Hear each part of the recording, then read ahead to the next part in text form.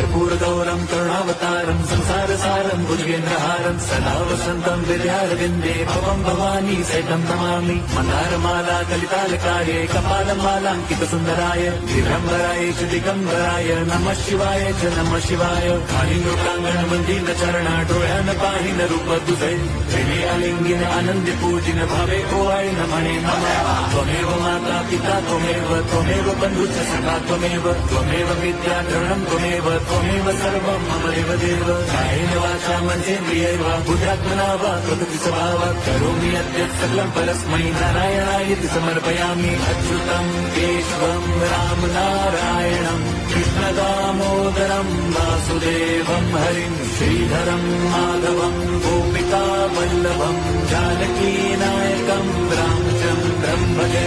Hare Ram Ram Ram Hare Hare Hare Krishna Hare